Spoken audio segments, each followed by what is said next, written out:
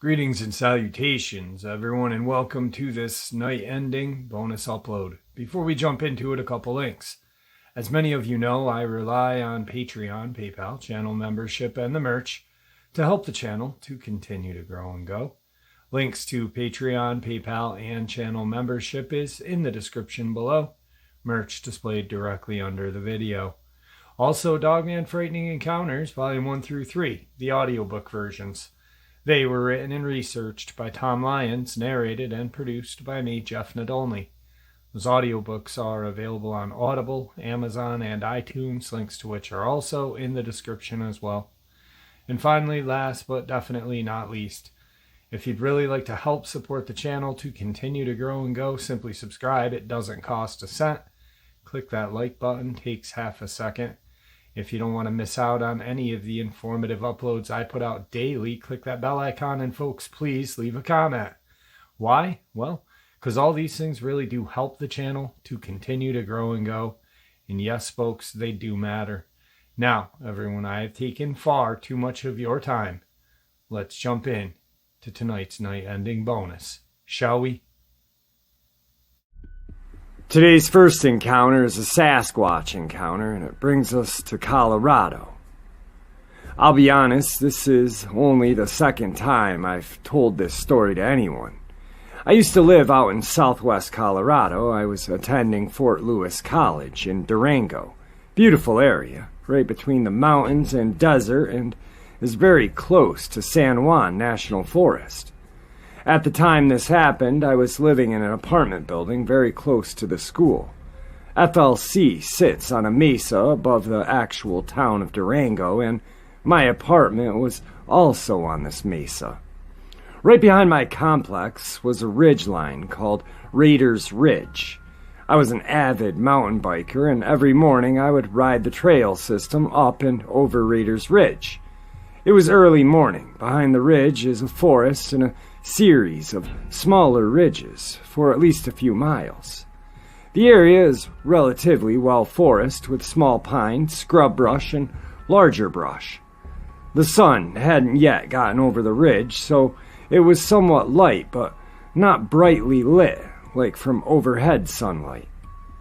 At the time, I was about a mile back into the ride, and I was pedaling up to another of the smaller ridges, going pretty slow since it was relatively steep grade. All of a sudden, I feel and hear something hit my helmet. A bit odd, but I figured it could have been something rolling down from this ridge, so I kept going. Then it happened again, except for this time it hit me right on my knuckle. Thankfully, I was wearing my riding gloves. I stopped, not really thinking anything of it, and took a drink, but as soon as I stopped, it was super quiet. I got really weirded out, almost like when you know someone's staring at you from across the classroom. That's when I heard it. It sounded like the lowest, deepest growl ever, like a tiger on steroids. I looked in the direction from where it came from and was completely frozen. I've never heard anything with that kind of power that thing had. I noticed a very large black mass behind one of the larger brushes. It was sort of backlit, so I couldn't make out any discernible features. Only that this thing was really big. It looked jet black, but with the lighting, I guess it possibly could have been dark brown. I'm not really sure. I stared at it for what must have been a few seconds. I started freaking out on the inside, but couldn't move. I must have only been 30 feet from me. It let out another growl and stood up on 2 feet. I'm not a big person, but this thing must have been 6'5" to 7 foot tall and lean yet muscular. At this point, my flight response kicked in, and I awkwardly shuffled my bike into 180 degrees and started down the hill like a bat out of hell. I never looked back, but I could hear it running after me. Big heavy thuds and breaking brush and branches along the way. I'm not sure when it stopped following. I was so focused on getting away and not crashing that I can't say exactly when I stopped hearing it. I went down a different way than I came, because if I didn't, I knew I'd have to ride back up Raiders Ridge, and that would mean slowing down. So I went southwest, which took me to a much more popular trail that led to the main road. I just thought I needed to get where other people were and I'll be safe, which I did. I ran across a group of trail runners and nearly crashed into them. I got to the entrance of the trail by the road and collapsed. I was exhausted, almost crying and hyperventilating. A woman stopped to ask if I was okay, and all I could get out was, "I'm okay now. I'm okay now." Needless to say, I rode the way back home on the surface streets. Not long after that, things went downhill for me really fast. I dropped out of school and fell into a heavy addiction. I had to move back home to New York after that. It took me years to get better and to even think about getting back into the woods. And even still, what happened is always on my mind when I'm out there. But I've learned to deal with it. I still enjoy nature, and now I figure with all the time I've spent out of the forest, and this has only happened once, that my odds are fairly low of this repeating. But I'll always worry about people who go actively looking for these things. They can be extremely shy, or in my case, extremely aggressive. You never know which it'll be. Just be careful out there, people. Keep your eyes and ears open. Today's second encounter happened to the same individual as the first, just on the East Coast and in Saranac Lake, New York. Nothing odd happened the first few days except seeing a distinct lack of animals, especially squirrels, chipmunks, and birds, which is odd for a campground since they are usually all over the place, although eventually they returned later in the week. The third night, I woke up around 3:30 in the morning. I lay there for a few minutes trying to fall back to sleep until I hear a sound of rustling around the campsite next to me, and I'm startled. Nothing weird at first, could be a raccoon, until whatever it was started rapidly trying to open a locked door on a truck, pulling the handle very fast in quick succession. I figured it could be the guy getting something out of his truck, but the thing is, I never heard the door to the camper open before or after, which I would have since it was quite squeaky. First to my mind was, oh shit, it's a bear. So I sat up and dingled my metal multi-tool on a water bottle, since they hate metallic noises. And the noises completely stopped. I never heard anything leave or run away. Odd, but I put it off as nothing. Funnily enough, the next day I was riding down the road, which is bordered by a forest on each side, when out of the corner of my eye I caught a human-like form. I said no, it couldn't be, until I realized it was a life-size plywood cutout of Bigfoot. I learned that the employees of the New York State Department of Conservation, who run the campground, put it there as a joke and apparently move it around every so often. Later that day, I was talking to our neighbor at the campground and his kids and mentioned it. The father laughed and said, "Oh yeah, I've seen it. Funny, huh?" Then his 8-year-old chimed in, and yeah, I saw it too. I heard it make a noise, and it ran away from me. Both myself and the father chalked it up to a kid's imagination. The next day I was out fishing on my kayak by a small point of land across the lake from my campsite. There's no other campsites over there other than one single unoccupied site on the left side of this point. The other side is just forest. Before I started fishing, I had landed at this campsite to go to the bathroom since no one else was there. I finished up and went over to the right side of the point in my boat where the fishing was good. I probably was about 15 feet from the shore when I heard the sound of a thump, like something hit the ground, and then a very loud snap, like a large branch being broke. There were no other sounds after that, and I stayed fishing there for approximately 30 more minutes. Keep in mind, there was no wind that day. The lake was like glass. Again, odd, but I shrugged it off. Also, sporadically throughout the week, I would catch whiffs of a very bad smell that seemed to come and go without reason. It was like a dirty man's bathroom that hadn't been cleaned for 10 years mixed with mold.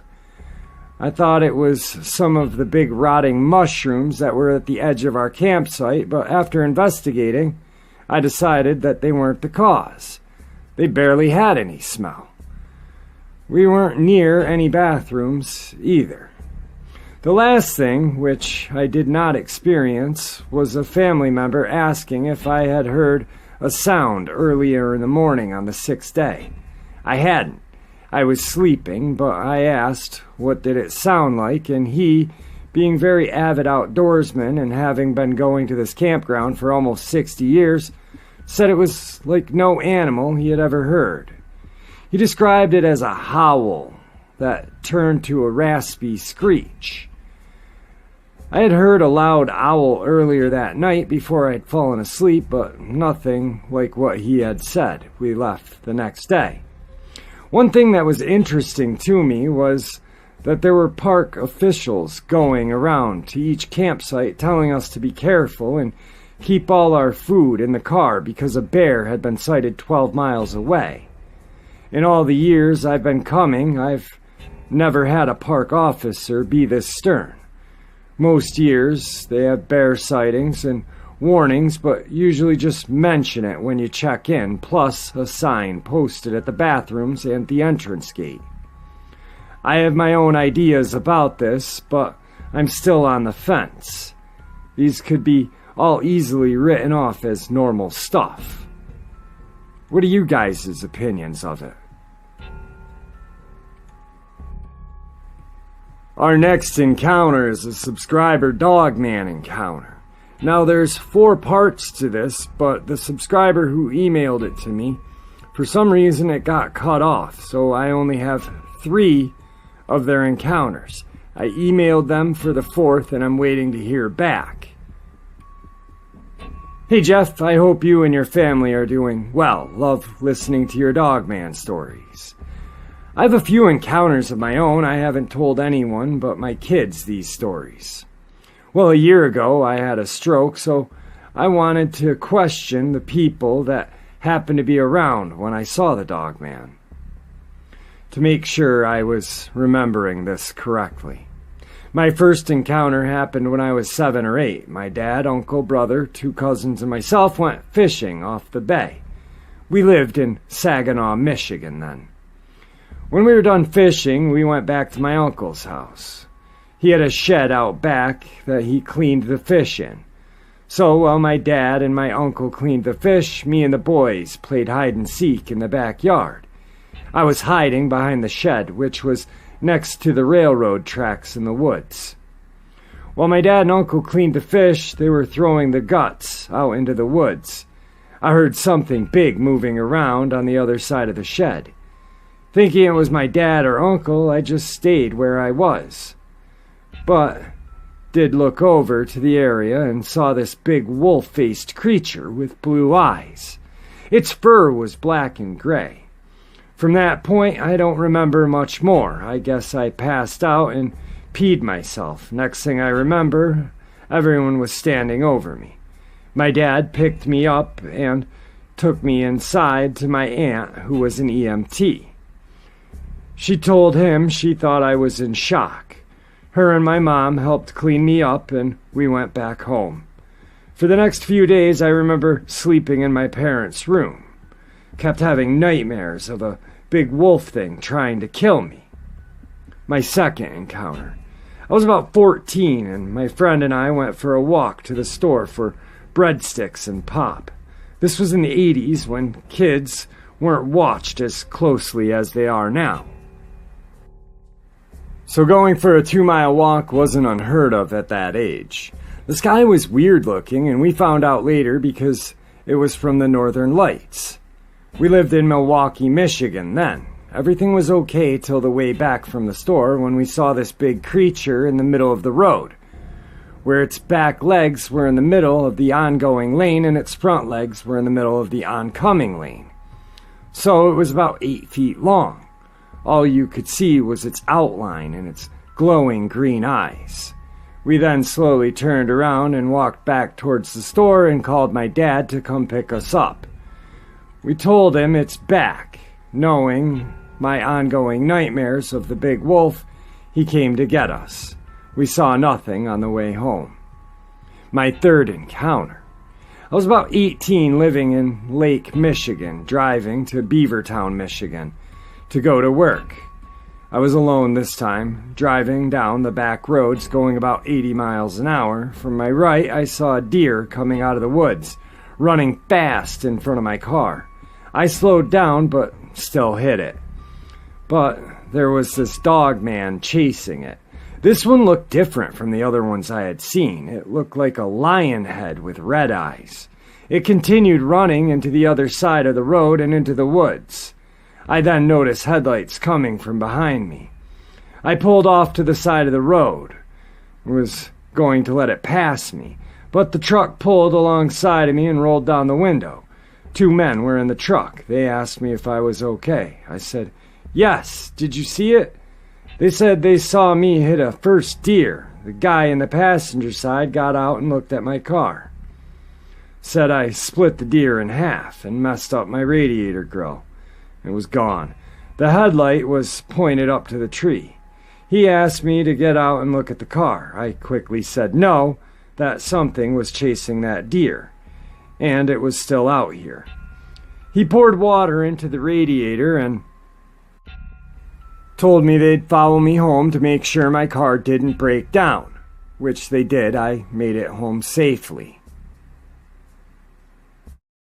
All right, folks, I hope you all enjoyed this bonus upload as much as I enjoyed sharing it with you. I'd like to thank you all for supporting the channel. It is, after all, your support that keeps this channel growing and going. And honestly, what makes it a place for people to want to share their experiences, ideas, and theories, judgment and ridicule free. Just simply treated with the respect that we all deserve. Guys, stay safe, happy, healthy, and ever vigilant, keeping an eye on our children, pets, family, and friends. These creatures are real. They are out there and they are dangerous. Share this information with the people you love and care about, and it may just help save their lives someday. Until next time, never stop asking questions, never stop searching for answers, and God bless.